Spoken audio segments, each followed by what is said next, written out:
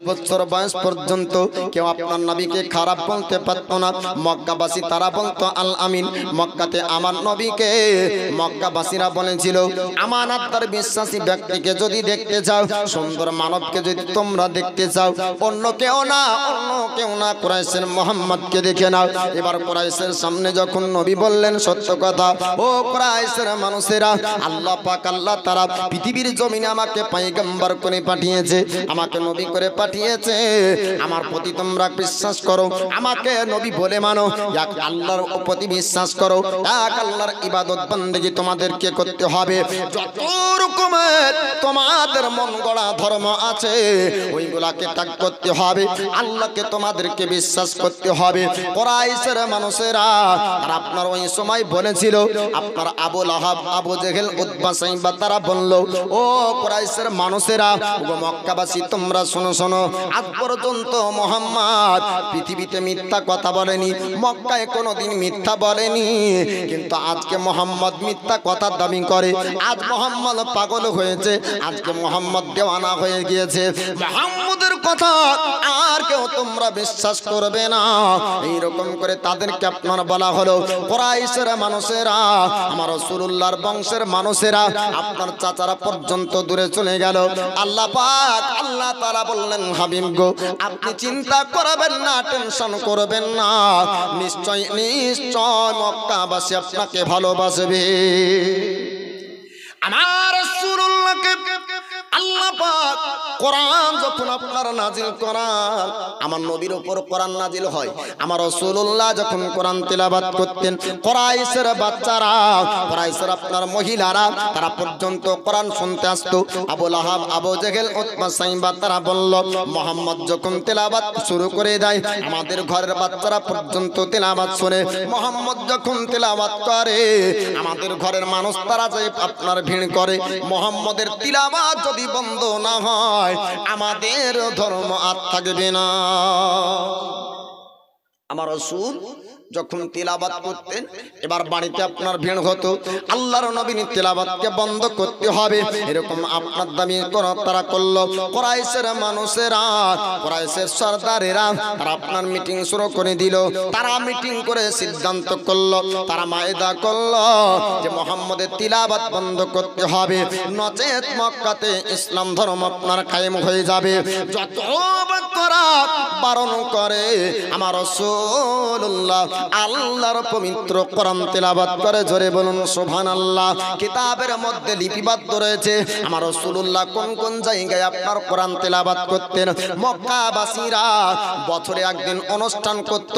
Abu Jahl, Utba, Saiba তারা বড় ধরনের একটা মেলা করত। বছরে তাদের একটা অনুষ্ঠান হতো, ওখানে আপনার গান বাজনা, ঢোল বাজনা হতো। ওই জায়গাতে বিভিন্ন রকম কেনাকাটার ব্যবস্থা ছিল। আমার রাসূলুল্লাহ হাবিবুল্লাহ আল্লাহর পবিত্র কোরআনের তেলাওয়াত যখন ওই জায়গায় নবী শুরু করে দিতেন, ওই গান বাজনার জায়গা থেকে পরিবর্তন হয়ে মানুষ আমার রাসূলুল্লাহ তেলাওয়াতের জায়গায় ভিড় হতো। জোরে বলুন। আমার নবী যখন তেলাওয়াত শুরু করতেন, ওই গান বাজনাতে ভিড় হতো না, নবীর তিলাওয়াতের কাছে ভিড় হতো। আর এখন আমরা ওয়াজ করলে আমাদের কাছে ভিড় হয় না, বাজারে ভিড় হয়। এ ঠিক না ভুল? আমার রাসূলুল্লাহ আল্লাহর পয়গম্বর হাবিবুল্লাহ এরকম বাজার আপনার তিলাওয়াত করতেন, মানুষ আপনার গান বাজনা শুনতো না, আমার রাসূলুল্লাহর কোরআন তিলাওয়াত আপনার শুনতে লাগতো। এবার মক্কাবাসীরা, কাফেররা চিন্তা ভাবনা করলো, বছরের একটা অনুষ্ঠান আমরা করি, সেই অনুষ্ঠানেও মানুষ চাই না, মুহাম্মদের তিলাওয়াতের জায়গাতেই ভিড় হয়ে যায়। এবার আপনার নবী পাকের চাচা আবু তালিবের কাছে তারা আসলো। আসার পরে বলল, ওরে আবু তালিব, তোমার ভাতিজা মুহাম্মদকে যদি তিলাওয়াত বন্ধ না করতে বলো, তার উপর আক্রমণ করব, তার উপর অত্যাচার করা হবে, তাকে আঘাত করা হবে। আবু তালিবকে আপনার ভয় দেখাতে শুরু করলো। আবু তালিব আসার পরে বললেন, ভাতিজা, তিলাওয়াতটা কি বন্ধ করা যাবে না? আমার রাসূলুল্লাহ বললেন, চাচা গো, আপনি একটু শুনুন শুনুন, আমার তৈরি করা এ তিলাওয়াত না, আমার বাণী না, আমার আল্লাহ পাক আল্লাহ তাআলা এই পবিত্র কোরআনকে লাউহে মাহফুজ থেকে নাজিল করেছেন। জোরে বলো। আবু তালিবের কাছে আমার রাসূলুল্লাহ তেলাওয়াত শুরু করে দেয়। আবু তালিব শোনার পরে বলেছিলেন, ভাতিজা মুহাম্মদ, আমি শুনলাম, বুঝতে পারলাম মানুষের তৈরি করা না, নিশ্চয় স্রষ্টা তোমার উপর এই বাণী নাজিল করেছে, তুমি তেলাওয়াত করবে, অসুবিধা নাই, যত রকম তোমার দুশমন হবে আমি তোমার সঙ্গে থাকবো। আমার রাসূলুল্লাহর চাচা আবু তালিব এমন কথা আপনার সেই সময় বলেছিল। আল্লাহর নবীর হাবিবুল্লাহর মন জানার জন্য এবার উতবা সাহেব একটা মিটিং করলো। একজন ব্যক্তিকে বলে দিল, যাও যাও মুহাম্মদের কাছে জিজ্ঞাসা করো গা, তার দিলি তামান্না, মনের উদ্দেশ্যটা কি আমরা একটু জানতে চাই। এমন তেলাওয়াত কেন করে, নতুন ধর্মের প্রচার কেন করছে? আজ পর্যন্ত কুরাইশের মধ্যে ভালো যদি কোনো ব্যক্তিকে দেখেছিলাম তার নাম হলো মুহাম্মদ। আজ পর্যন্ত কাউকে আঘাত দেয়নি, আজ পর্যন্ত কাউকে দুঃখ দেয়নি, তার আচরণে কেউ আঘাত পায়নি। মুহাম্মদ কেন নতুন বাণী প্রচার করবে? মুহাম্মদ যদি আমাদের ধর্মের প্রচার করে তাহলে মক্কাতে আমরাই হব বড় সম্মানী। কুরাইশের সর্দাররা বলছে, যাও মুহাম্মদকে জিজ্ঞাসা করো, ও মক্কাতে বাদশাহী নিতে চাই, মক্কার রাজা হতে চাই, ওর দিলি তামান্না, মনের উদ্দেশ্য কি, কিসের জন্য এ তিলাবাত করে আর কিসের জন্য এ বাণীর প্রচার করে, ইসলাম ধর্ম কেন কায়েম করতে চাই, ইসলাম ধর্ম কেন প্রচার করতে চাই। মুহাম্মদের দিলি তামান্নাকে জানতে হবে, মনের উদ্দেশ্যকে বুঝতে হবে। একজন ব্যক্তিকে আপনার পাঠানো হলো, ওই ব্যক্তি আসার পরে বলে, ওগো মুহাম্মদ, আপনাকে আমরা আল আমিন বলতাম, আপনাকে আমরা সত্যবাদী বলতাম, আপনি কাউকে আঘাত দেননি, আপনি কাউকে দুঃখ দেননি, তবে আপনার কাছ থেকে আজ একটি বিষয় জানতে চাই। বলে, কি বিষয়? আপনার দিলের তামান্না, আপনার মনের উদ্দেশ্যটা বলুন, আপনি কি রাজা হতে চান, আপনি কি বাদশাহ হতে চান? আমার রাসূলুল্লাহ বললেন, রাজা বাদশাহ মুহাম্মদ হতে চাই না। জোরে বলুন সুবহানাল্লাহ। ওই ব্যক্তি বলল, মুহাম্মদ তবে একটু জানিয়ে দেন আপনার তিলাওয়াতের উদ্দেশ্য কি, আপনি ধর্মের প্রচার কেন করেন, আপনার ধর্মে আপনি কেন প্রচার করছেন? কুরাইশের নাম রোশন হতো, কুরাইশের নাম আপনার উজ্জ্বল হতো যদি আপনার বাপ-দাদার ধর্ম আপনি পালন করতেন। আমার রাসূলুল্লাহ বললেন, ও ব্যক্তি শোনো শোনো, আল্লাহ পাক আল্লাহ তাআলা পৃথিবীর জমিনে আমাকে কুরাইশের নাম রোশন করার জন্য না, ইসলামের প্রদীপকে আপনার বাড়ির গলিতে গলিতে দেওয়ার জন্য পাঠিয়েছে। জোরে বলুন সুবহানাল্লাহ।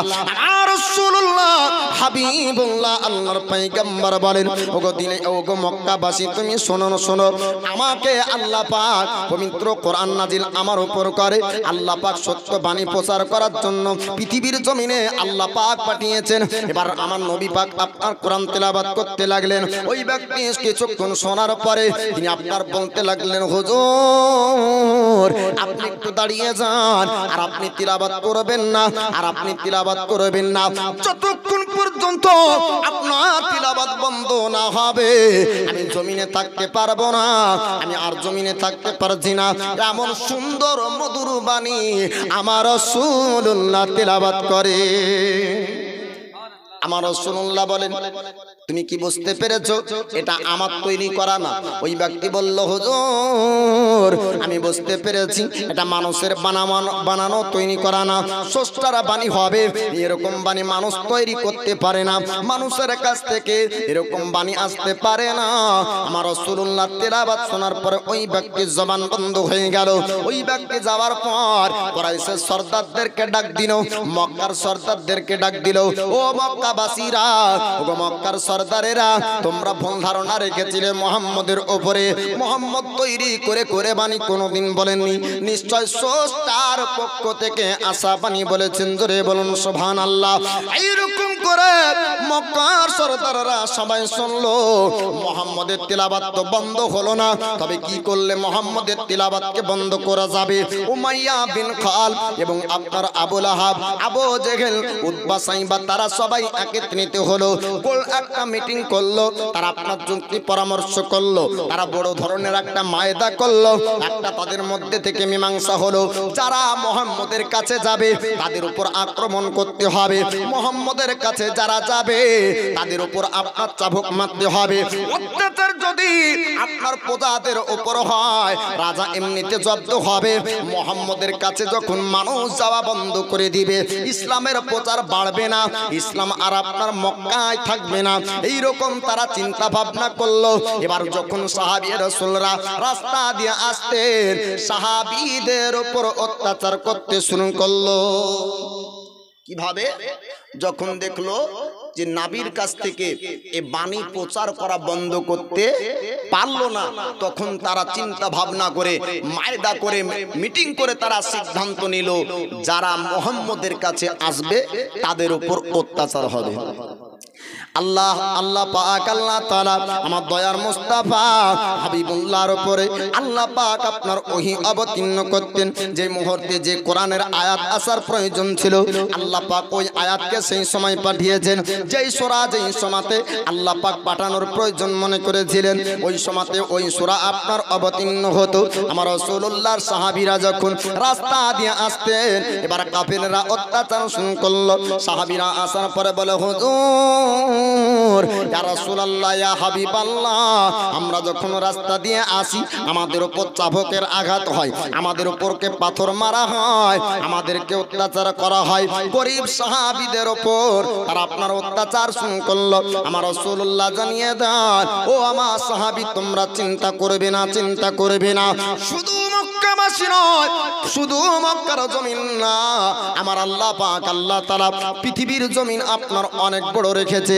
অন্য জায়গায় তোমরা চলে যাও, মক্কায় থাকলে তোমাদের ঈমানগুলোকে নষ্ট করবে।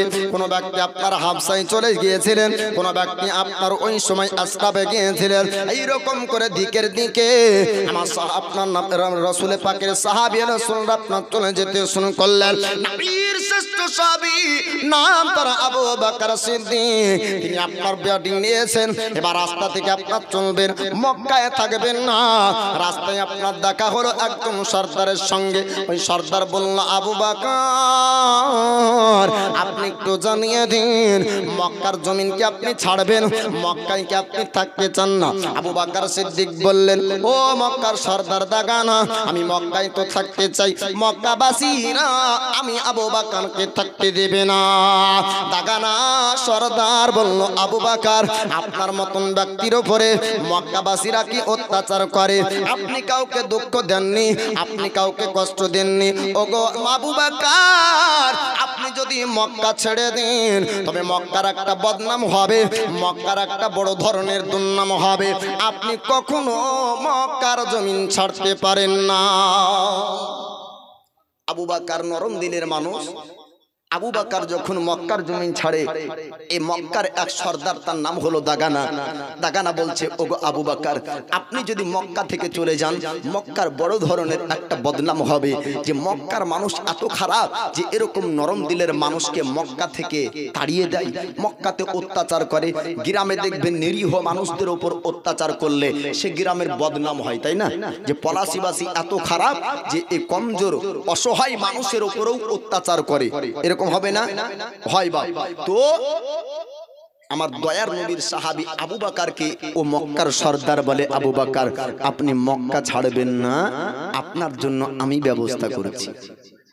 আমার রাসূলুল্লাহর সাহাবী আপনার বললেন, আবু বকর সিদ্দিক বললেন, ওগো মক্কার সর্দার দাগানা আপনি আমার কি ব্যবস্থা করবেন একটু বলুন। এবার দাগানা সর্দার বলল, ওগো আবু বকর আপনি আসুন আসুন আমার সঙ্গে, আপনি মক্কার জমিন ছাড়বেন না, আপনার মক্কায় থাকতে হবে। আপনার জন্য আমি সুপারিশ করব, আপনার জন্য আমি বলবো, কুরাইশের সর্দারদের সঙ্গে আমি কথাবার্তা বলবো। এইরকম করে আমার রাসূলুল্লাহর সাহাবী হযরত আবু বকরকে নিয়ে আপনার চলতে শুরু করলেন। দাগানা সর্দার যাওয়ার পরে কুরাইশের কাছে গেলেন, যাওয়ার পর আপনার কুরাইশকে ডাক দিলেন, ও কুরাইশের মানুষেরা, ও কুরাইশের সর্দারেরা, আপনারা শুনুন শুনুন, আমি আবু বকরকে নিয়ে এসেছি। আবু বকর মক্কায় থাকতে চাই না, আবু বকর মক্কার জমিন থেকে চলে যেতে চাই। আবু বকরের ওপর আপনারা কি অত্যাচার করেন? আবু বকরের ওপর অত্যাচার কি হয়? এবার কুরাইশের মানুষ তারা বলল, আবু বকর যে একটা তিলাওয়াত করে, তিলাওয়াত যদি বন্ধ না হয় তবে আবু বকরের উপর অত্যাচার হবে। আমার রাসূলুল্লাহর সাহাবী হযরত আবু বকর সিদ্দিক বলেছিলেন, ও মক্কাবাসী তোমরা শোনো, ও কুরাইশের সর্দারেরা তোমরা শোনো শোনো, আল্লাহ পাকের পবিত্র বাণী এ আবু বকর তিলাওয়াত করবে, জোরে বলুন। পিছনের মানুষদের একটু অসুবিধা হচ্ছে, বাপ সোনা ভাই একটু সামনে দিকে আসেন না, এত আদর করে কেউ বলবে না। অন্য বক্তারা ধমক দিয়ে বলে, তাই লয়, আমি আদর করে ডাকছি, একটু সামনে আসেন, মহাব্বত বাড়বে, দোস্তি বাড়বে। আজকে দূরে থাকবেন, কাল কিয়ামতের দিন দূরে হবেন। বাপ আজকে সামনে আসুন, আল্লাহ পাক যেন কিয়ামতের দিনও আমাদের আপনাদেরকে সামনাসামনি রাসূলুল্লাহর কাছে রাখেন। জোরে বলুন সুবহানাল্লাহ। একটু সামনে আসেন, একটু একটু একটু করে আগিয়ে আসেন। জি, সোনার মদিনায় নবীজির রওজায় মন যে আমার যেতে চায়। আপনাদের যেতে চাই, আমার যেতে চাই। বাপ যাদের যাদের যেতে চাই একটু এখানে আসেন তো। আল্লাহ যেন আপনার তকদিরে, নসিবে, ভাগ্যে, স্বপ্ন যোগে সোনার মদিনা দেখার তৌফিক দান করেন, বলেন আমিন। একটু সামনের দিকে চলে আসেন তো, পিছনের মানুষকে বসার সুযোগ করে দিন। আল্লাহ যেন স্বপ্ন যোগে আপনাকে দেখার তৌফিক দান করেন।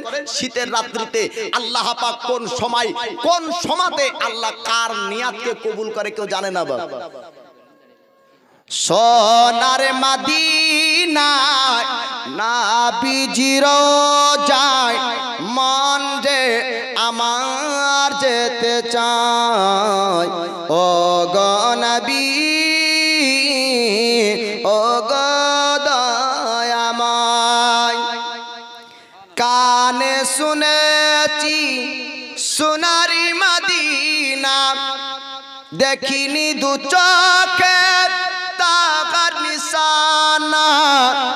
কানে শুনেছি সোনারি মদিনা, দেখিনি দু চোখে তাকার নিশানা। মাদাদ করো ও গো দয়াময়, মাদাদ করো ও গো দয়াময়, যেতে পারি যেন নবীজির রওজায়। সোনার মদিনায় নবীজির রওজায় মন যে আমার যেতে চায়। না যদি হয় মদিনা দেখা, শুনো ও গো গরিব সখা, থাকবে না পাশে যেদিন কেউ হয় কঠিন হাসরে, কাঁদিব একা তুমি ভরসা সুন্নি সবার। একবার জোরে বলবেন না সুবহানাল্লাহ। তুমি ভরসা সুন্নি সবার, নিয়োগ কাজ তোমার। সোনার মদিনায় নবীজির রওজায় মন যে আমার যেতে চায়। একটু এ দয়ার নবীর নাম যেহেতু স্মরণ হলো, একটু সালাতু সালাম পড়েন তো। ইয়া নবী সালাম আলাইকা। আগে চলে আসুন সামনে দিকে, সামনে গুছিয়ে চলে আসেন। ইয়া রাসূল সালাম আলাইকা ইয়া হাবিব, সালাম আলাইকা সালাওয়াতুল্লাহ আলাইকা। তালাল বদরু আলাইনা মিন সানিয়াতিল ওয়াদাই, ওয়াজাব শুকরু আলাইনা মাদা লিল্লাহি দাই। ইয়া নবী সালাম আলাইকা ইয়া রাসূল, সালাম আলাইকা ইয়া হাবিব, সালাম আলাইকা সালাওয়াতুল্লাহ আলাইকা। আসসালাতু ওয়াসসালামু আলাইকা রাসূলুল্লাহ, আসসালাতু ওয়াসসালামু আলাইকা হাবিবাল্লাহ, আসসালাতু ওয়াসসালামু আলাইকা নবিয়াল্লাহ, আসসালাতু ওয়াসসালামু আলাইকা নূরাম মিন নূরিল্লাহ ওয়া আলা আলিকা ওয়া সাহবিকা শাফিনা মাজাদা বালাগুল লাবি কামালিহি কাশাফাতু জাবে জামালিহি হাসুনা জামিয়া খিসালিহি সাল্লাল্লাহু আলাইহি ওয়া আলিহি। এমনি বসিয়েন না, একটু আগে গিয়ে বসেন। ওখানে বসা যায়, এখানে বসা একই জিনিস পড়া আছে। ওটা পিছনেও তিরপাল আছে, সামনেও তিরপাল আছে। জি চলে আসুন, সামনে এসে বসেন, বাস ঠিক আছে। এ তো এ মাজমাটা এবার সুন্দর লাগছে না? জি জি। সামনেটাই খালি থাকবে, পিছনে লোড থাকবে, তাহলে ভালো লাগবে। জি ঠিক। কেউ আবার রাগ করলেন বা রাগ করিয়েন না। জি, বক্তাদের আবার শতক দোষ। সুদের মশলা বললে সুদখোরের রাগ, নামাজের কথা বললে বেনামাজির রাগ, মদের কথা বললে মাতালের রাগ। আর বলে যে কে মৌলভী সাহেবদের একটা অভ্যাস, তো কি মাইক্রোফোন পেলে তারা সমালোচনা করে, কিন্তু এরা আদৌ জানে না সমালোচনা বলে কাকে। সমালোচনা হলো ওটা ফজরের নামাজ পড়ে যার পিছনে চায়ের দোকানে যে তার সমালোচনা করে, গীবাত করে, এর নাম হলো সমালোচনা। সমাজকে পরিবর্তন করার জন্য হক কথা সমাজের সামনে বলার নাম সমালোচনা না, অন্যের কথা পিছনে গাহানোর নাম হলো সমালোচনা। বুঝতে পারলেন? যেটা বাস্তব সেটাকে তুলে ধরা সমালোচনা না। জি বাপ। তো আমার দয়ার নবী মায়ার নবীর সাহাবীদের ওপর বিভিন্ন রকমের অত্যাচার। আপনার আবু বকর সিদ্দিককে এবার দাগানা সর্দার নিয়ে গেল, যাওয়ার পরে কুরাইশদেরকে বলে, কুরাইশের সর্দারেরা এই আবু বকরের উপর যেন অত্যাচার তোমরা করো না। কুরাইশের সর্দার তারা বলল, দাগানা সর্দার শোনো শোনো, যদি আবু বকর কোরআন তেলাওয়াত না করে, যদি স্রষ্টার বাণী তেলাওয়াত না করে, তার উপর অত্যাচার হবে না, আর যদি তেলাওয়াত করে তবে তার উপর অত্যাচার করা হবে। দাগানা সর্দার সে আপনার বলল, আবু বকর আপনি তেলাওয়াত করবেন না, আপনি যদি তেলাওয়াত করেন মক্কায় থাকতে দেওয়া হবে না। আল্লাহর নবীর সাহাবী হযরত আবু বকর আপনার কিছুক্ষণ সময়ের জন্য চুপ থাকলেন। এবার দাগানা সর্দার বলল, ওগো কুরাইশের সর্দারেরা, আমি আবু বকরের দায়িত্ব নিলাম, আবু বকর আর তেলাওয়াত করবে না, মক্কার জমিনেই আবু বকর থাকবে। আমার রাসূলুল্লাহর সাহাবী হযরত আবু বকর ঘরের দিকে আপনার চলতে শুরু করলেন। আল্লাহর পবিত্র বাণী কোরআন তেলাওয়াত যখন করতে শুরু করলেন, আর আস্তে আপনার তেলাওয়াত হয় না, স্রষ্টার বাণী তেলাওয়াত হয়ে যায় আপনার। জোরে জোরে জোরে বলুন সুবহানাল্লাহ। এবার জোরে তিলাওয়াত করার পর আপনার ওই সময় মানুষের আপনার ভিড় শুরু হয়ে গেল। মানুষ আপনার দিক থেকে ছুটতে লাগলো। কুরাইশের মানুষেরা এবং কুরাইশের বাচ্চারা, কুরাইশের আপনার মহিলারা, মক্কার মানুষেরা আপনার আবু বকরের তিলাওয়াত শোনার জন্য বাড়ির চতুর্দিকে আপনার ভিড় করলো। কুরাইশের সর্দারদের কাছে অভিযোগ গেল, ও মক্কার সর্দারেরা, ও কুরাইশের সর্দারেরা, আবু বকর তিলাওয়াত নাকি করবে না, আবু বকরের তিলাওয়াত বন্ধ হয়নি।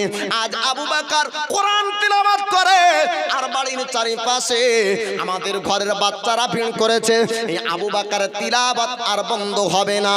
কুরাইশের সর্দার দাগানাকে ডাক দিল, ওগো দাগানা সর্দার, আপনার কথা মোতাবিক আবু বকরকে অত্যাচার করিনি, আবু বকরের উপর মারধর হয়নি, কিন্তু না না, আবু বকর তিলাওয়াত আজ পর্যন্ত বন্ধ করলো না, আবার তেলাওয়াত শুরু করেছে।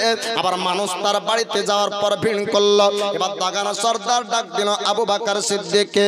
আবু বকরকে বলে, আবু বকর আপনাকে আমি বারণ করেছিলাম আপনি তেলাওয়াত করবেন না, যদিও বা তেলাওয়াত করেন এই তেলাওয়াত আস্তে আস্তে তেলাওয়াত করতে হবে। আমার রাসূলুল্লাহর সাহাবী আপনার বললেন, ও দাগানা, ওরে মক্কার সর্দার, শোন শোন, আমি স্রষ্টার বাণী তেলাওয়াত করব, পৃথিবীর কাউকে ভয় করে আস্তে তেলাওয়াত হবে না, আল্লাহর কোরআন তিলাওয়াত হবে। জোরে জোরে বলুন, কাউকে ভয় করে সব কথা স্রষ্টার বাণী আস্তে তেলাওয়াত হবে না, জোরেই তেলাওয়াত হবে।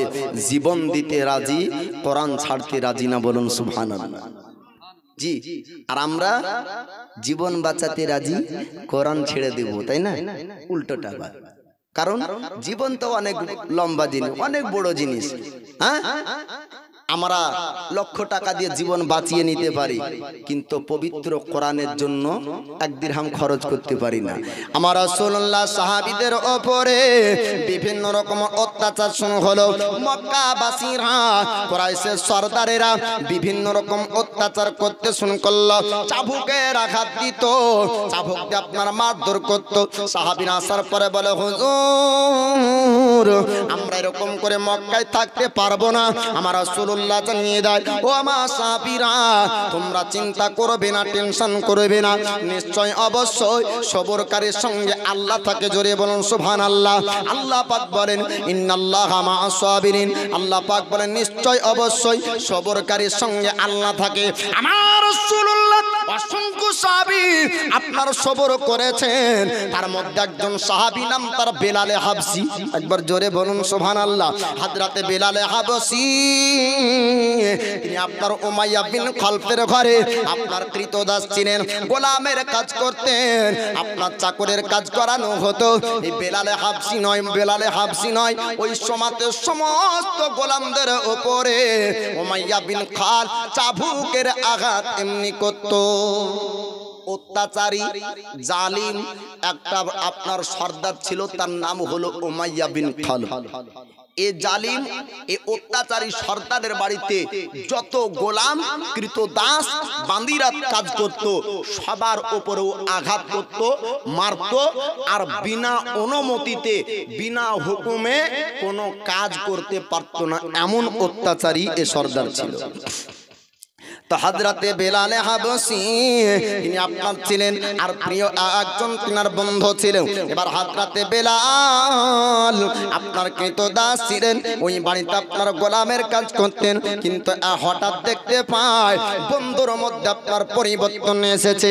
হযরতে বেলাল জিজ্ঞাসা করলেন, ওরে বন্ধু একটু জানিয়ে দাও তোমার মধ্যে পরিবর্তন কেমন করে হলো, কিভাবে তুমি পরিবর্তন হলে, তোমার আখলাক চরিত্রর মধ্যে পরিবর্তন এসেছে, তুমি কিভাবে পরিবর্তন হলে, কোথায় পরিবর্তন হয়েছো? বন্ধু বললেন, বেলাল তুমি কি আজও জানো না মক্কার জমিনে একজন ব্যক্তি এসেছে, তিনি হচ্ছেন মুহাম্মাদুর রাসূলুল্লাহ। মুহাম্মাদুর রাসূলুল্লাহর কাছে যে ব্যক্তি যায় পরিবর্তন হয়ে যায়, উত্তম আখলাক চরিত্রের অধিকারী যিনি, তিনি হচ্ছেন দয়ার নবী মুস্তাফা।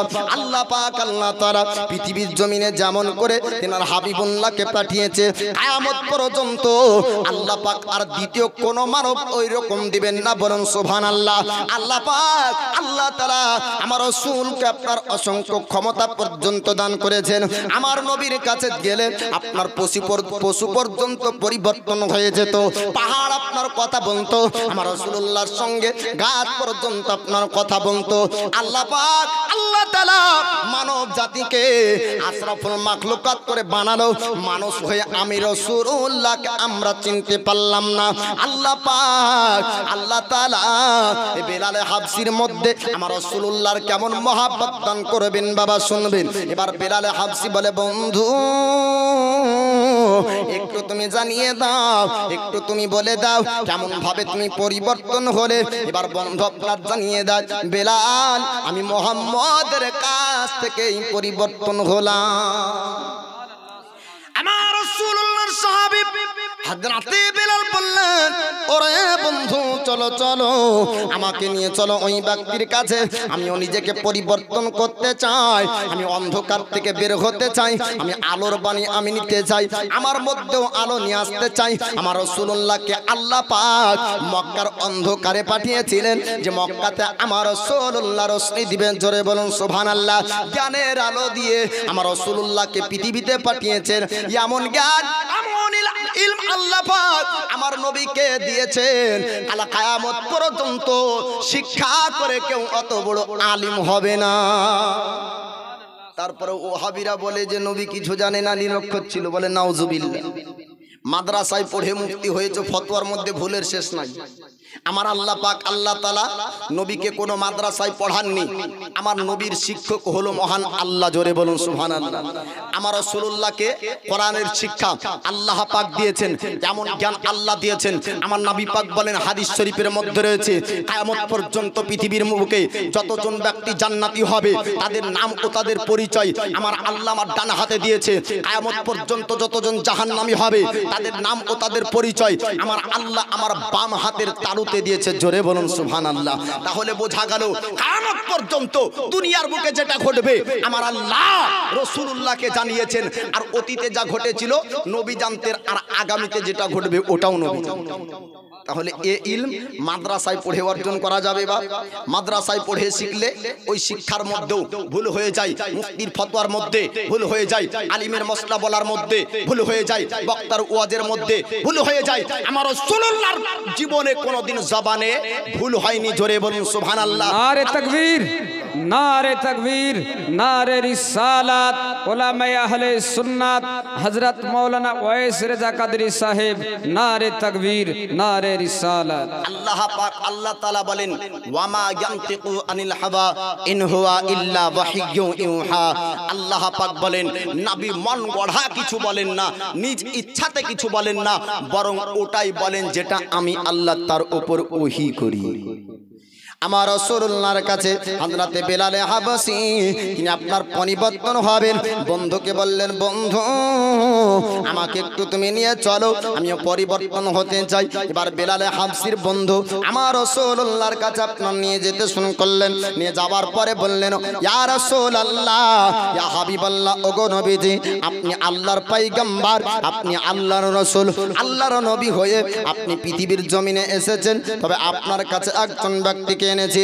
ইয়া রাসূলুল্লাহ ইয়া হাবিবাল্লাহ, নবী গো সত্য ধর্ম কাকে বলে আজ পর্যন্ত আমরা বুঝতে পারিনি, সত্য ধর্ম বোঝার জন্য আমার বন্ধুকে আপনার কাছে এনেছি। ইয়া রাসূলুল্লাহ হুজুর এই বেলাল হাবশীকে আপনি সত্য ধর্মটা বুঝিয়ে দেন। আমার রাসূলুল্লাহ বললেন বেলাল তুমি কালমা পড়তে চাও?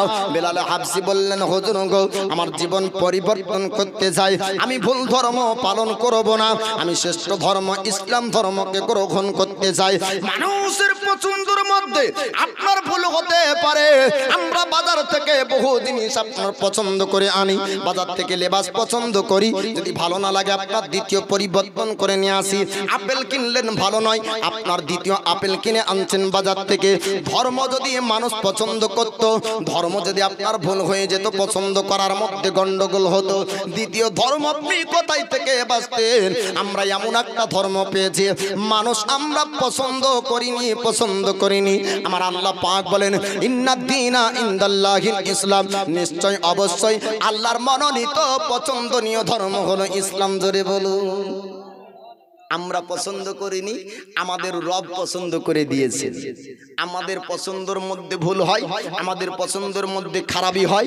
আমার আল্লাহ বলছেন যে আমি ইসলাম ধর্মকে পছন্দ করি, আমার মনোনীত পছন্দনীয় ধর্ম, আমার চয়েস করা ধর্ম, তার নাম হলো ইসলাম। তো আমরা পছন্দ করিনি, আমাদের রব পছন্দ করেছে, আর রবের পছন্দ কখনো ভুল হবে না। জোরে বলুন সুবহানাল্লাহ। এবার হযরত বেলাল বললেন হুজুর আমি শ্রেষ্ঠ ধর্ম গ্রহণ করতে চাই, আমি কালমার বাণী পড়তে চাই। আল্লাহর নবী আল্লাহর হাবিব হযরত বেলালকে এবার কালমা পড়াবেন। বেলাল আমার রাসূলুল্লাহর কাছে কালমা পড়লেন, নবীর উপর আপনার ঈমান আনলেন। এবার ঈমান আনার পরে ইসলামী শিক্ষা অর্জন করলেন। আমার রাসূলুল্লাহর কাছে আল্লাহর পবিত্র কোরআনের তেলাওয়াত শুনলেন।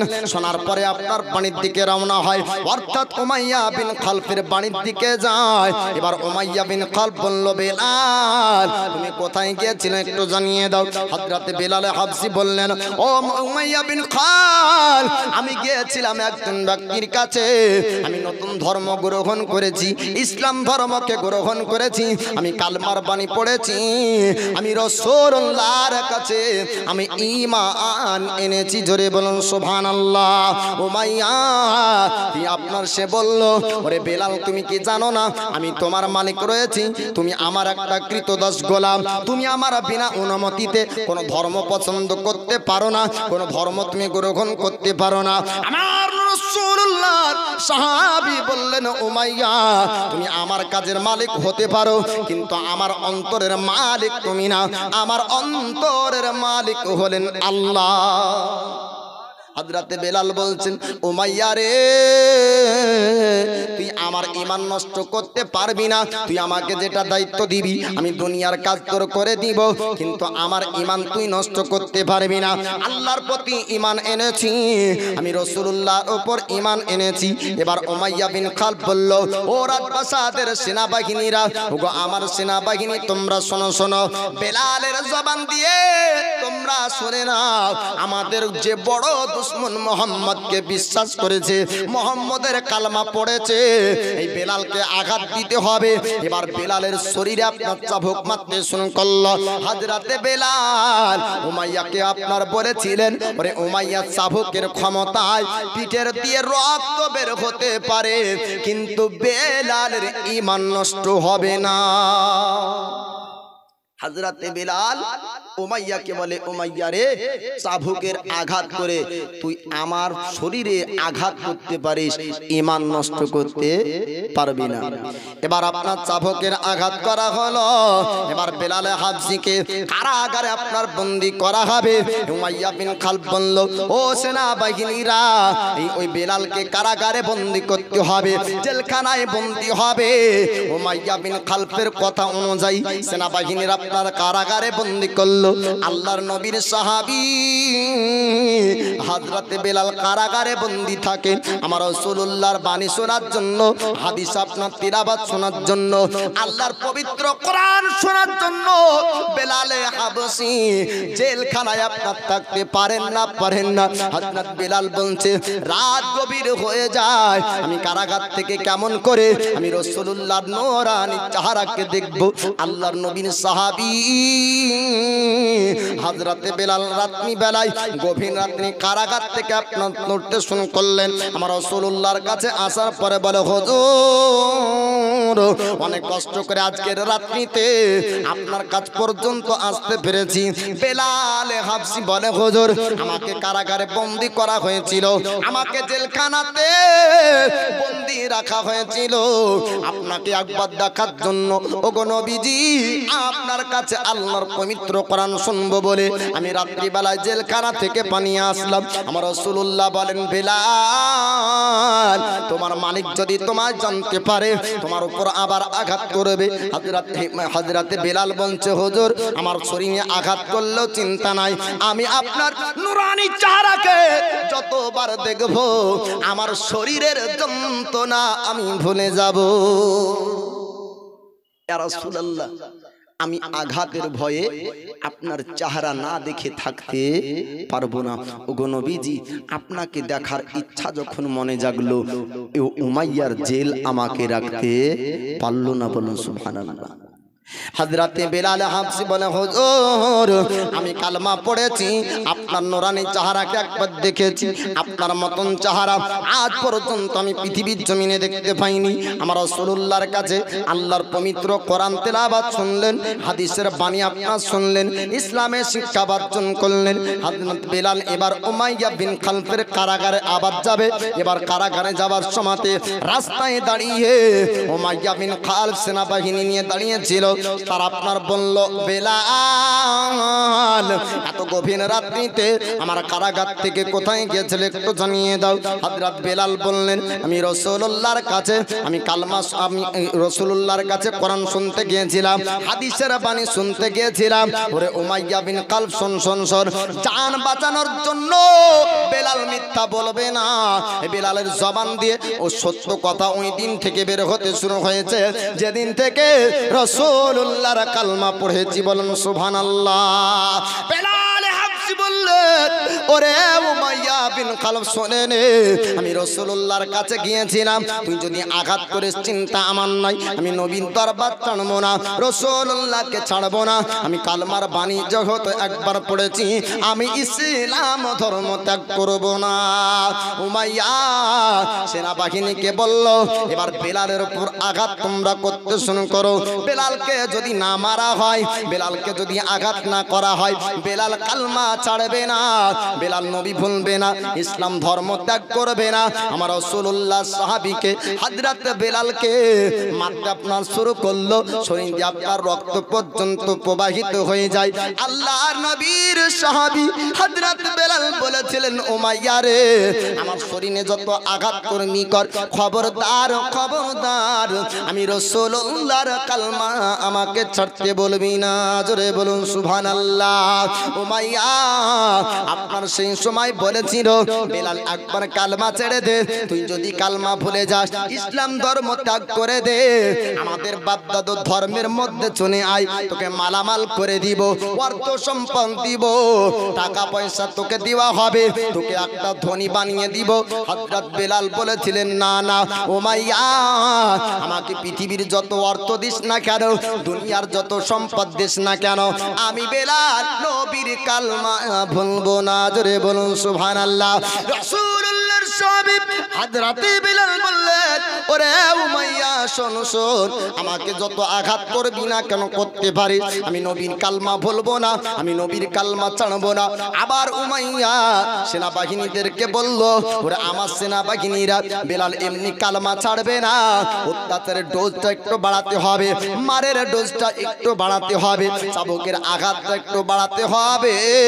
হযরতে বেলালের শরীরে আবার যখন চাবুকের আঘাত জোরে জোরে মারতে তারা শুরু করলো, আমার রাসূলুল্লাহ সাহাবী বলেছিলেন, উমাইয়া যত আঘাত বেড়ে যায় আমি বেলাল নবীর কালমা তত পড়তে ভালো লাগে। আবার যখন আপনার চাবুক মারে হযরত বেলাল আবার কালমা পড়ে আর আঘাত সন্দ করতে লাগেন। আল্লাহর নবীর সাহাবী হযরত বেলালের শরীর দিয়ে আস্তে আস্তে বেশি রক্ত প্রবাহিত হয়ে যায়, জমিন আপনার পড়ে গেল। ওই সময়তে উমাইয়া বিন খালদ বলল, ও সেনা বাহিনীরা এবার জিজ্ঞাসা করে দেখো বেলাল কালমা ছাড়বে কিনা, বেলাল কালমা ভুলবে কিনা, ইসলাম ধর্ম ত্যাগ করবে কিনা, একটু তোমরা জেনে নিতে পারো।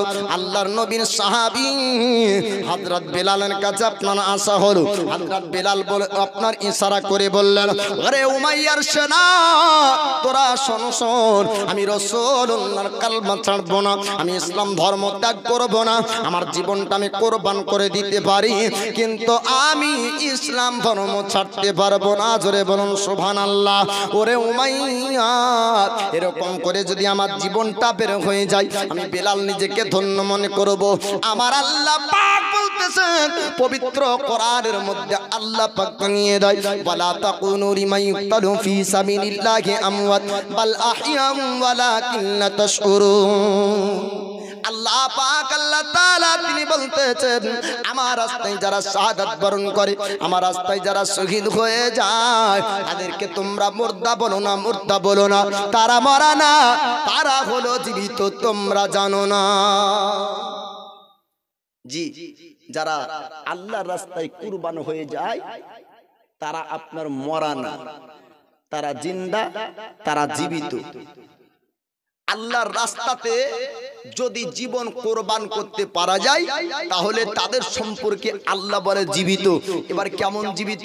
আল্লাহ বলছেন, ওয়ালা তাহসাবান্নাল্লাযিনা কুতিলু ফি সাবিলিল্লাহি আমওয়াতান বাল আহইয়াউ ইনদা রাব্বিহিম ইরজাক। আল্লাহ বলেন যে আমার রাস্তায় যারা শহীদ হয় তাদেরকে আমি আল্লাহ কবরে রুজি পর্যন্ত দিই। বলুন সুবহানাল্লাহ। তারা মরা না বাপ, তারা জীবিত। এবং আল্লাহ বলছেন আমি কবরে খাবার দিই। বাপ সবাই মরে যায়, এই জগৎ থেকে তারাই মরা যারা দুনিয়া থেকে মরে যায়।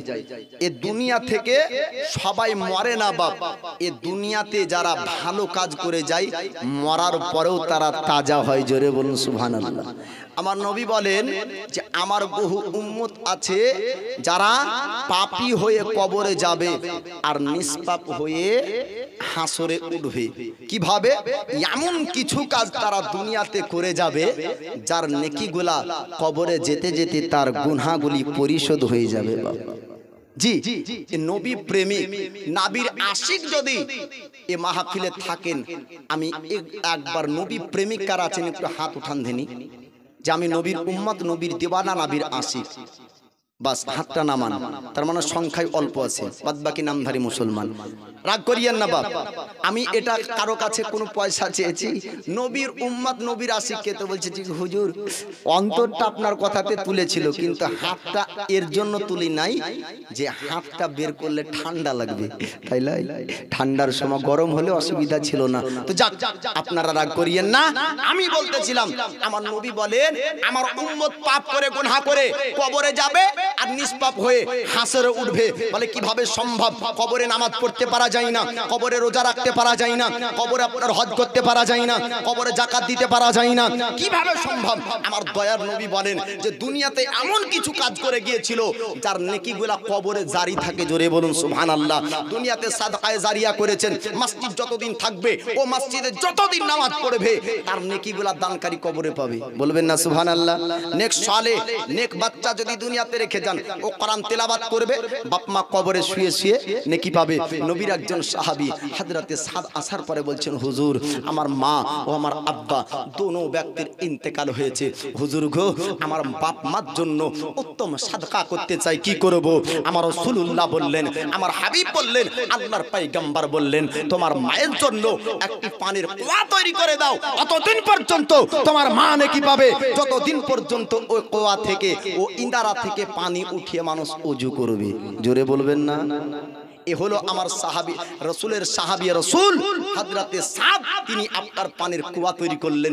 এরকম যোগ্য মায়ের যোগ্য সন্তান যদি থাকেন, মসজিদে ৫,০০০ টাকা দিনে বলা, একটু চট করে আসেন দিন, ৫,০০০ টাকা আজ নয় কাল, এক মাস পরে দিবেন, সাদকায়ে জারিয়া, এক দান আপনার কবরে যাবে, মুসল্লি নামাজ পড়বে, আপনি কবরে নেকি পাবেন। সুবহানাল্লাহ, নারায়ে তাকবীর, নারায়ে রিসালাত। এই দেখেন সোনাডাঙ্গার বাহাদুর ৫০০ টাকার দাতা জিন্দাবাদ। সুবহানাল্লাহ। পলাশীর কাজেম শেখ ৫০০ টাকা, বেগমের মা ৫০০ টাকা, আজহার হাজি ২০০০।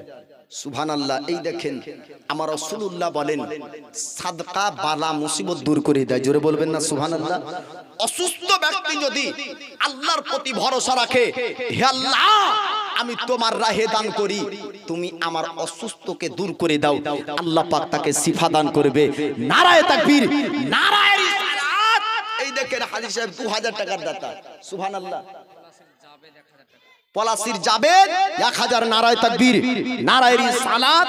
এই দেখেন পলাশীর জাবেদ জি, বলেন নামটা বলেন হিনি চাচা, ইসরাফিল। এই দেখেন সুবহানাল্লাহ, নারায়ে তাকবীর। একটু তাকবীর দিতে ভয় লাগছে বা সাহাবী বলছেন, হুজুর ওরা কাফেরেরা সংখ্যায় অনেক, আমরা তো কম, তো কি করব? দয়ার নবী বলছেন, তাকবীরের ধ্বনি লাগাও, তারা ভয়ে ময়দান ছেড়ে দিবে। এই তাকবীরের ধ্বনিতে তারা ময়দান ছেড়ে দেয়, তাকবীরের ধ্বনিতে শয়তান পালিয়ে যায়, তাকবীরের ধ্বনিতে ঈমান তাজা হয়। নারায়ে তাকবীর, আল্লাহু আকবার, আরো জোরে নারায়ে তাকবীর, নারায়ে রিসালাত। ইসরাফিল ৫০০ টাকার দাতা বলেন জিন্দাবাদ। সত্তারো গফর নামে তুমি সব চেখে দাতা, মাফ করে দিও আল্লাহ যত গুনাহ খাতা। আর দোয়া করি আল্লাহ তাহার জন্নতে সুখে শান্তি রেখো মাওলা দোনো জগতে দে, আল্লাহুম্মা আমিন। আর কে আছে জোর করে বলেন, কে? আহিনুর বিবি, নারায়ে তাকবীর, নারায়ে রিসালাত। দেখেন আহিনুর বিবি ছিল কোথায়? ১০০০ টাকা দাতা নাকি? সুবহানাল্লাহ। আর বলেন আনিস শেখ, এই দেখেন পলাশী গ্রামে। সুবহানাল্লাহ, আনিস শেখ ১০০০ টাকা। আর বলেন সোয়েব আলী ১ বস্তা সিমেন্ট। আল্লাহ তাদের দানকে কবুল করুক। আমি মায়েদেরকে বলবো, ৪ জন মা আমার রাসূলুল্লাহর ৪টি বেটি ছিল, হযরতে রুকাইয়া, হযরতে কুলসুম, হযরতে জয়নাব, হযরতে ফাতিমা। ৪ জন নবীর বেটির ওসিলায় ৪ জন মা আমার ১০০০ টাকা করে দিয়েন। আমি আর লক্ষুরি ভাড়ের কথা বলবো না, সব বক্তারা একটা কথাই, মায়েরা খুব রাগ করে যে হাই রে মমতা দিয়েছিল এ ভাড়, রোজ রোজ এই জালসা জবার হয়, তবারি খুঁটা দেয়। তো আমি আর বলবো না ভাড়ের কথা, ভাড়ের হোক, হাড়ির হোক, আর স্বামীর পকেট মারা হোক, যেখানকারই হোক না কেন, আল্লাহর রাহে খোদার মসজিদে আল্লাহর ঘরে ১০০০ টাকা করে ৪ জন মা আমার দিবেন। এই দেখেন হাজেরা ২০০, রেন্টু ১০০। আল্লাহ তার দানকে কবুল করুক, আমিন ইয়া রাব্বাল আলামিন। এরকম যোগ্য মায়ের যোগ্য বেটা নাই? একটু কোন মা, কোন বাপ কারো কবরে শুয়ে আছে এরকম কোন ব্যক্তি নাই, মায়ের জন্য বাপের জন্য ১০০০ টাকা দিনে বলা? সুলেমান। সুবহানাল্লাহ, নারায়ে তাকবীর, নারায়ে রিসালাত। সুলেমান মারা গিয়েছে ৫০০ টাকা। আল্লাহ পাক তার দানকে কবুল করুক। রেহমান হাজি, এই কমিটির মানুষকে বলবো মায়েদের কাছে একটু যাবেন, মায়েরা স্টেজ পর্যন্ত আসবে না, কিন্তু দেওয়ার ইচ্ছা আছে। আমার রাসূলুল্লাহ মায়েদেরকে বেশি ভালোবাসতেন বাপ। এই দেখেন আরেকজনকে বললো, এটা নাম রেহমান হাজি, নারায়ে তাকবীর। আরেকবার তাকবীর জোরে দেন, নারায়ে তাকবীর, নারায়ে রিসালাত। রেহমান হাজি এই দেখেন ৫০০ টাকার দাতা। আল্লাহ তার দানকে কবুল করুক, আমিন ইয়া রাব্বাল আলামিন। বেজা হাবিবিকা সাইয়্যিদুল আম্বিয়া ওয়াল মুরসালিন। আমি বলতেছিলাম বাপ, উঠাউঠি করবেন না, উঠবেন না, বসেন, হযরতে বিলালের ওয়াজ শুনবেন। আমি আলাদা কোয়ালিটির মৌলবি বাপ, এক ধ্যানে ১ ঘন্টা করে দাও দাও বলা অভ্যাস আমার নাই। আমি ঘটনা শোনাবো বাপ।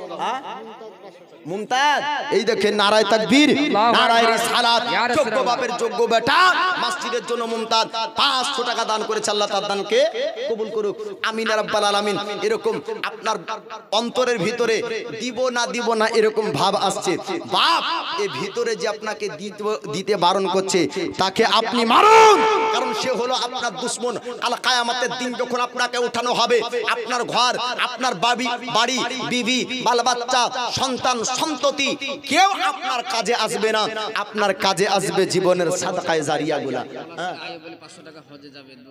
সুবহানাল্লাহ দোয়া তো হবে সবার জন্য দোয়া করব বাপ পলাশীর আয়ুব আলী হজে যাবেন আপনার নিয়াত করেছেন আপনার হাদিস শরীফের মধ্যে আছে যদি ভালো কাজের নিয়াত করে সেই দিন থেকে নেকি লেখা শুরু হয় খারাপ কাজের নিয়াত করলে অতক্ষণ পর্যন্ত গুনাহ হয় না যতক্ষণ না ও গুনার কাজটা করবে নারায়ে তাকবীর নারায়ে রিসালাত এই দেখেন আয়ুব আলী 500 টাকার দাতা জি বলেন এই দেখেন আরেকজন 500 টাকা দান করেছে আল্লাহ তার দানকে কবুল করুক মায়েদের আমি 4 জন মাকে 1000 টাকা করে বলেছিলাম 4 জন মা আসলে আপনার নামটা বলবেন খাস আমি মায়েদের জন্য দোয়া করব সিরাজুল বয়লা 200 টাকা আরেকজন 500 টাকা দান করেছেন আল্লাহ তার দানকে কবুল করুক আমিন ইয়া রাব্বাল আলামিন আমি বলতেছিলাম যে মায়ের যোগ্য সন্তান তাদের জন্য একটা কথা বলবো আপনার মা জননী ও সমাতে আপনাকে ভালোবেসেছিল যে সমাতে আপনার কাছে অর্থ ছিল না টাকা ছিল না সম্পদ ছিল না পয়সা ছিল না শক্তি ছিল না পাওয়ার ছিল না জ্ঞান ছিল না বুদ্ধি ছিল না বিবি ভালো আপনাকে তখন বেসেছে যখন আপনি অর্থওয়ালা যখন আপনি টাকাওয়ালা যখন আপনি চাকরিওয়ালা যখন আপনি ব্যবসাওয়ালা আপনার কোয়ালিটি দেখে শ্বশুর শাশুড়ি আপনার সঙ্গে বিয়ে দিয়েছে মা কোয়ালিটি দেখে না মা কোয়ালিটি তৈরি করেছে জোরে বলুন সুবহানাল্লাহ জি ও মায়ের জন্য স্ত্রীর জন্য কত কিছু করেছি মায়ের জন্য একজন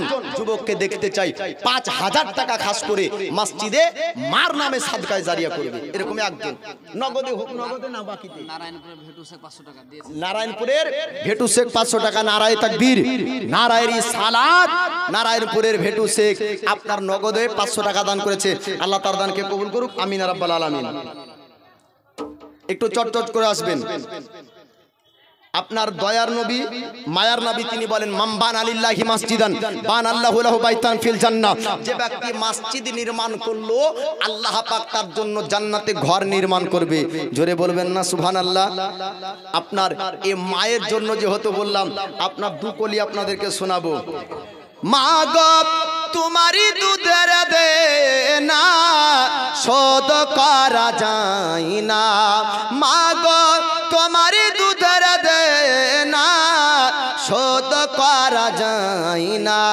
গায়ের খাল জোতা করলে তবু মিটে না মায়ের মনে ব্যথা দিও না তোর জন্মদাতা মা গো তোমার দুধের দেনা শোধ করা যায় না নূর হোসেন নারায়ে তাকবীর নারায়ে রিসালাত এই দেখেন নূর হোসেন 500 টাকা আল্লাহ তার দানকে কবুল করুক এই দেখেন পলাশী নজরুল আমি ভাবছি পলাশীবাসীরা মনে হয় দান করবে না আল্লাহর রহমত এই জায়গায় নাজিল হচ্ছে জোরে বলুন সুবহানাল্লাহ বাৎসরিক জালসা মসজিদের উন্নতিতে দিয়েছেন বাপ এই মসজিদে দান করলেন আজ কালকে মারা যাবেন আপনাকে কবরস্থানে রাখবে এই দানের নেকিগুলা যাবে বাকি কিছু যাবে না ছেলে মেয়ে দুদিন কাঁদবে পরের দিন আর আপনার কেউ কাঁদবে না বাপ আব্দুল জব্বার হাজী 200 টাকা আল্লাহ তার দানকে কবুল করুক কমিটির ভাইদেরকে বলবো একটু মায়েদের কাছে যাবেন সুবহানাল্লাহ দুআকারীকে আল্লাহ পছন্দ করে শ্বশুরের নামে 500 মতি শেখ নারায়ে তাকবীর নারায়ে রিসালাত একটু দানকারীদের জন্য দোয়া করেন আল্লাহুম্মা আমিন আল্লাহুম্মা সাল্লি আলা সাইয়্যিদিনা শাফিয়ানা মাওলানা মুহাম্মদ বারিক ওয়া সাল্লিম সাল্লাল্লাহু আলাইহি সালাতুম ওয়া সালামান আলাইকা ইয়া রাসূলুল্লাহ আয় মাবুদ মাওলা আমি বড় গুনাহগার পাপী তাবি বান্দা তোমার দরবারে দুইখানা করে হাত তুলেছি তোমার কত বান্দা হাত তুলেছে আল্লাহ তোমার কত বান্দি হাত তুলেছে আল্লাহ কেউ 500 কেউ 1000 আল্লাহ কেউ 2000 কেউ 200 কেউ 300 তোমার পবিত্র ঘরে দান করেছেন নেক নিয়াত করে আল্লাহ কেউ মায়ের জন্য আল্লাহ কেউ ভাইয়ের জন্য, কেউ নিজের অসুস্থর জন্য আল্লাহ তোমার প্রতি ভরসা রেখেছে। আল্লাহ তুমি যাকে ভালো করো ও ব্যক্তি ভালো হয়। আল্লাহ তুমি যাকে ভালো করো না, পৃথিবীর কোনো ডাক্তার তাকে ভালো করতে পারে না। আল্লাহ গো তাদের আত্মীয় স্বজনের গুনাহগুলোকে তুমি দানের ওসিলায় ক্ষমা করে দাও। আল্লাহ কবরে শান্তির জায়গা বানিয়ে দাও। আল্লাহ নেক হায়াত বাড়িয়ে দাও। আল্লাহ রিজিক রোজগারে বরকত দাও, খেতে খামারে বরকত দাও। আল্লাহ ব্যবসা বাণিজ্যে বরকত দাও। আল্লাহ যারা বেরোজগার রয়েছে হালাল রুজি উপার্জন করার তৌফিক দাও। ওয়া সাল্লাল্লাহু তাআলা আলা খায়রি খালকিহি নূরে আরশিহি ওয়া আজওয়াজিহি ওয়া দুনিয়াতিহি ওয়া আহলি বাইতিহি আজমাইন আমিন সুম্মা আমিন বিহাক্কি লা ইলাহা ইল্লাল্লাহু মুহাম্মাদুর রাসূলুল্লাহ সাল্লাল্লাহু আলাইহি ওয়াসাল্লাম। জি বাবা জি ফুলজান বাবা নারায়ে তাকবীর নারায়ে রিসালাত। এই দেখেন ফুলজান বাবা 500 টাকা। আল্লাহ তার দানকে কবুল করুক, আমিন রাব্বাল আলামিন। পলাশির রাজা শেখ 500 টাকা, আল্লাহ তার দানকে কবুল করুক, আমিন রাব্বাল আলামিন। বিজয় হাবিবিকা সাজ্জাদুল আম্বিয়ায়ে ওয়াল মুরসালিন। আমি বলতেছিলাম বাপ যে আমি যখন নাবালক ছিলাম, মাসুম ছিলাম, বুদ্ধি ছিল না, জ্ঞান ছিল না, ও মা জননী কেমন ভাবে আমাদেরকে লালন পালন করেছে এক ঝলক আপনাদেরকে শোনাবো। তারপরে বেলালে হাবসির জীবনীটা আপনারা শুনবেন। গোলাম মুরসালিম এই দেখেন 500 টাকা, আল্লাহ তার দানকে কবুল করুক। বেনামে 500 টাকা দান করেছে, আল্লাহ তার দানকে কবুল করুক, আমিন রাব্বাল আলামিন। বিজয় হাবিবিকা সাজ্জাদুল আম্বিয়া ওয়াল মুরসালিন। মায়ের সন্তান, মায়ের বেটি যদি থাকে আপনার একটু চট করে একটু সাড়া দিবেন বাপ, তারপরে আলোচনা আপনারা শুনতে পাবেন। মায়ের স্তনের দুধ খেয়ে বড় যে হয়েছি, আমি সেই মাকে ভুল করে দুঃখ দিয়েছি। ভালোবাসার মোহে পড়ে, ভালোবাসার মোহে পড়ে মাকে চিনলাম না। মা গো তোমার দুধের দেনা শোধ করা যায় না। গায়ের চামড়া জুতা করলে তবু মিটবে না। জনম দুঃখী দরদিনী মা, তোর জনম দাতা মা।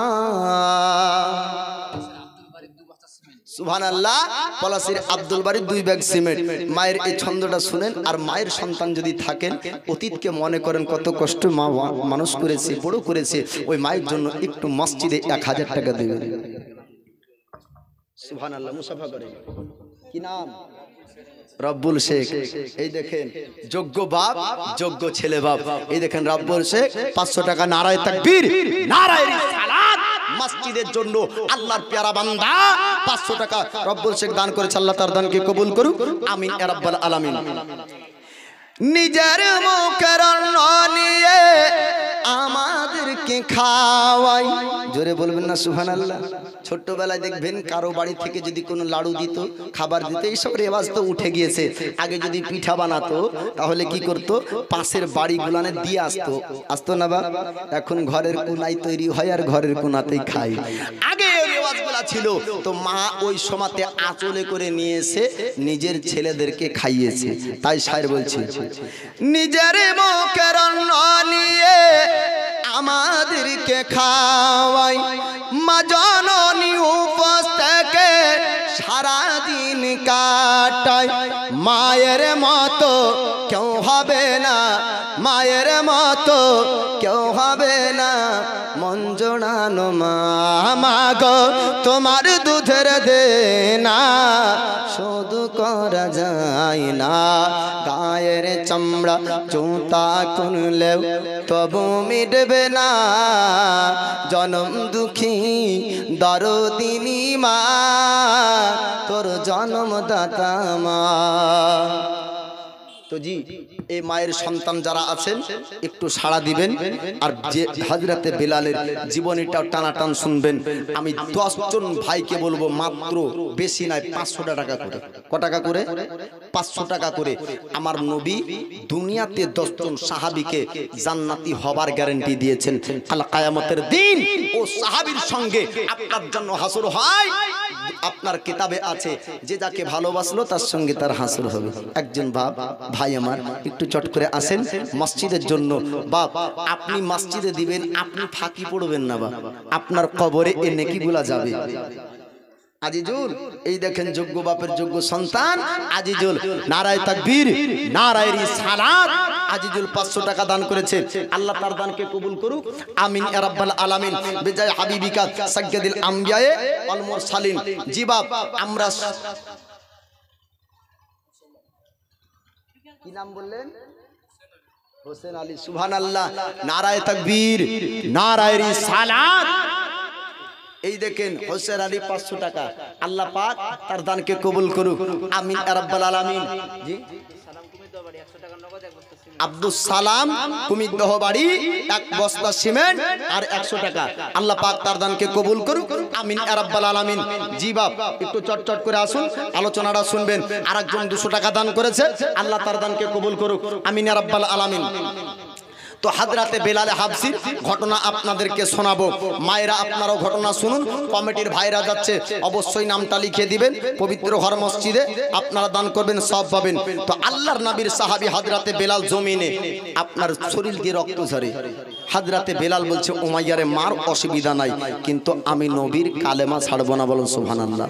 হাজরাতে বেলালে হাবসি আল্লাহর নবীর সাহাবী বললেন, উমাইয়া আমাকে যত রকম কষ্ট দিতে পারিস কষ্ট দিয়ে আমার অসুবিধা নাই, কিন্তু আমি নবীর কালেমা ছাড়বো না, আমি ইসলাম ধর্মকে ভুলবো না, ইসলাম ধর্ম গ্রহণ করেছি, জান দিতে রাজি, ইসলাম ধর্ম আপনার ত্যাগ করতে রাজি না। আল্লাহর নবীর সাহাবী হযরত বেলালের শরীর দিয়ে আপনার রক্ত প্রবাহিত আপনার হয়েছিল। উমাইয়া বিন খালব বলল, আমার সেনাবাহিনীরা তোমরা শোনো শোনো, বেলাল কালেমা ছাড়বে না, অত্যাচার আরো বাড়াতে হবে। বেলালকে বলল, ওরে বেলাল একটু রাজি হয়ে যা, তোমাকে দুনিয়ার অর্থ দেব, টাকা দিব, পয়সা দিব, তোমাকে সম্পদ ওয়ালা বানাবো। দুনিয়ার সম্পদ বেলালে হাবসি নিতে চাই না, আমার রাসূলুল্লাহর মহব্বত নিতে চাই। নামটা ওখানে লিখিয়ে দিন সিমেন্টে, কি নাম হলো? রেজাব আলী। এই দেখে নারায়ে তাকবীর, নারায়ে রিসালাত। 1 বস্তা সিমেন্ট ও 200 টাকার দাতা, আল্লাহ তার দানকে কবুল করুক, আমিন ইয়া রাব্বাল আলামিন। আপনার বিজয় হাবিবিকা সাজ্জাদিল আম্বিয়ায়ে ওয়াল মুরসালিন। বাপ দরদি আমার, আপনারা আলোচনাটা শুনবেন আর এরকম কমিটির কাছে আপনারা লিখিয়ে দিবেন, পরে সকলের জন্য দোয়া হবে। আমি অধম এই বেলালের এই ছোট্ট ওয়াকিয়াটু একটু শেষ করি। বাপ বেলালে হাবসি আপনার বললেন, ও উমাইয়া আমি দুনিয়ার অর্থ নিতে চাই না, আমি দুনিয়ার টাকা সম্পদ নিতে চাই না, পয়সা নিতে চাই না, একটু তোরা শোন শোন, আমি রাসূলুল্লাহর মহব্বতকে নিয়েছে, ইসলাম ধর্ম ত্যাগ করব না, আমি ইসলাম ধর্মকে ছাড়ব না। আল্লাহর নবীর সাহাবী হযরত বেলাল তিনি আপনার এই কথা বললেন।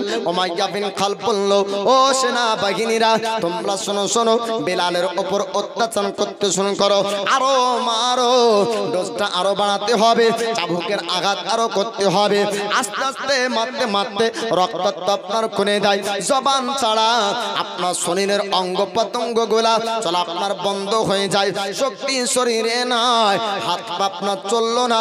ওই সময় বেলালে হাবসিকে জিজ্ঞাসা করে, বেলাল একটু ইশারা করে জানিয়ে দাও, তুমি কি এখন কালমা ছাড়বে, তুমি কি ইসলাম ধর্মকে ত্যাগ করবে? এখনো যদি ছেড়ে দাও তোমাকে কবিরাজ দিয়ে আমরা চিকিৎসা করাবো এবং দুনিয়ার অর্থ সম্পদ দেওয়া হবে। আল্লাহ নবীর সাহাবী হযরত বেলাল বলেছিলেন, না না, জীবনকে কুরবান করতে পারি কিন্তু কালমাকে ছাড়তে পারবো না, জীবনটা বের হয়ে যেতে পারে, ইসলাম ধর্ম বেলাল ত্যাগ করবে না। ও উমাইয়া, ওরে উমাইয়ার সেনাবাহিনী তোরা শোন শোন শোন, বেলালের ঈমানগুলোকে তোরা পয়সা দিয়ে কিনতে পারবি না, কিনতে পারবি না। আমার নবীর সাহাবী হযরত বেলাল যখন এমন কথা বললেন, ওই সময় উমাইয়া বলল, ওরে সেনাবাহিনীরা তোরা শোন শোন, বড় ধরনের একটা পাথর নিয়ে আই, বেলালে হাবসির সিনার উপর চাপাতে হবে, বেলালে হাবসির সিনার উপর চাপিয়ে দে, বেলাল যন্ত্রণায় ছটফট করবে আর বেলালের দমটা বের হয়ে যাবে, জান জীবন বের হয়ে যাবে, বেলাল ওই সময় কালমা ছেড়ে দিবে।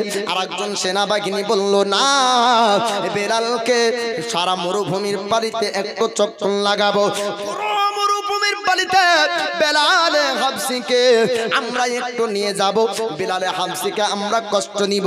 ঘোড়ার আপনার পায়ে রশি বাঁধা হলো, আর বেলালে হাবশির হাতে রশি বাঁধা হলো। পুরো মরুভূমির বালিতে আপনার দৌড় লাগাতে শুরু করলো।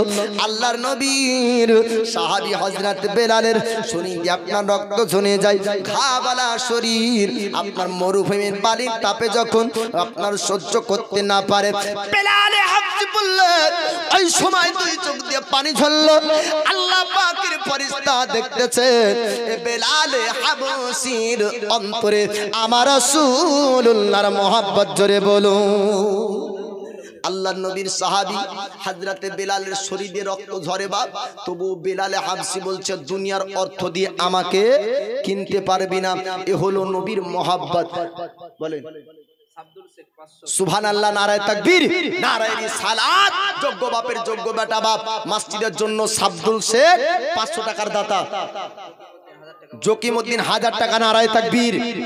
এরা ভাবছে আল্লাহু আকবার বললে মনে হয় আমাদেরকে দিতে হবে। একটা মাহফিলে বলছে বহিরাগত মেহমানদের জন্য খাবারের ব্যবস্থা আছে, তারপরে মৌলভী জবার সুবহানাল্লাহ বলতে বলে, আর কেউ বলে না। মৌলভী সাহেব বলছে এদিকে কি ব্যাপার, সুবহানাল্লাহ বলতে বললে বলে না কেন? তো আপনি যে বললেন যে বহিরাগত, নাম বলেন সাজ্জাদ, এই দেখেন সাজ্জাদ 500 টাকা দাতা, আল্লাহ তার দানকে কবুল করুক। তা আপনি যে বললেন বহিরাগতদের মেহমানের ব্যবস্থা আছে, তো যদি আপনার কথা শুনেলেন তাহলে তো বহারা না তা প্রমাণ হয়ে যাবে, এর জন্য সুবহানাল্লাহ বলিনি। তো যদি নারায়ে তাকবীর আল্লাহু আকবার বলি তাহলে মনে হয় সবকে দিতে হবে, যে না মৌলবীর কথা শুনতে পাচ্ছি মানে তো লাগবে। আর চুপচাপ থাকলে ভাববে যে কি মৌলবী যে আমরা মনে হয় শুনতে পাচ্ছি না, অতএব আমাদেরকে লাগবে না। আরে বাপ, টাকা আছে দিবেন, না আছে না দিবেন, ওয়াজ শুনতে এসেছেন শুনবেন, আর আল্লাহু আকবার বলবেন নেকি পাবেন, সুবহানাল্লাহ বলবেন নেকি পাবেন, আলহামদুলিল্লাহ বলবেন তো নেকি পাবেন। একবার জোরে তাকবীর লাগান তো, নারায়ে তাকবীর, নারায়ে তাকবীর, আল্লাহু আকবার, নারায়ে রিসালাত, ইয়া রাসূলুল্লাহ। সিদ্দিক, ফারুক, উসমান, হায়দার, চারজন সাহাবা সবচেয়ে বেহতর হবে। সুবহানাল্লাহ, পুরোটা শুনবেন, এই তাকবীরের নাচ শুনবেন। সিদ্দিক, ফারুক, উসমান, হায়দার, চারজন সাহাবা সবচেয়ে বেহতর, কারণ তাদের দিলে আছে আল্লাহর পয়গম্বর, কারণ তাদের দিলে আছে আল্লাহর পয়গম্বর। নারায়ে তাকবীর, আল্লাহু আকবার, নারায়ে তাকবীর, আল্লাহু আকবার, নারায়ে রিসালাত, ইয়া রাসূলুল্লাহ।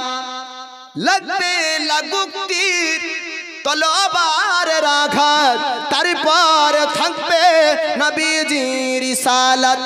লাগবে লাগুক তীর, তলোয়ারের আঘাত, তারপর থাকবে নবীজির রিসালাত। লড়বো মরবো বলবো পয়গম্বর, লড়বো মরবো বলবো পয়গম্বর। নারায়ে তাকবীর, আল্লাহু আকবার, নারায়ে তাকবীর, আল্লাহু আকবার, নারায়ে রিসালাত, ইয়া রাসূলুল্লাহ। নারায়ে তাকবীর, আল্লাহু আকবার, নারায়ে রিসালাত, ইয়া রাসূলুল্লাহ। মায়েরা কিছু দিয়েছে, সুবহানাল্লাহ বলেন, সুবহানাল্লাহ, নারায়ে তাকবীর, নারায়ে রিসালাত। শাহিদুলের স্ত্রী স্বামীর জন্য 500 টাকা দিয়েছেন। হারেস শেখ ওর মায়ের জন্য একটা কোরআন দিয়েছে, আল্লাহ তাআলা তাকে কবুল করুক। পলাশির চান্দু 200 টাকা নগদ আর 1 বস্তা সিমেন্ট, আল্লাহ তার দানকে কবুল করুক, আমিন ইয়া রাব্বাল আলামিন। যে স্বামীর জন্য দান করেছে, দোয়া আপনার হবে বাপ। তবে এই স্বামীর মহাব্বত, স্বামীর ভক্তিকারী মহিলা আজ বর্তমানে কম না বেশি? এ বাপ, কম না বেশি? হ্যাঁ কম। আজ মায়েরা দেখেন, স্বামীর পায়ের তলে আপনার জন্য জান্নাত, অর্থাৎ স্বামীকে সন্তুষ্ট করে স্বামীর খিদমত করে একজন নারী, একজন মহিলা জান্নাত পাবে।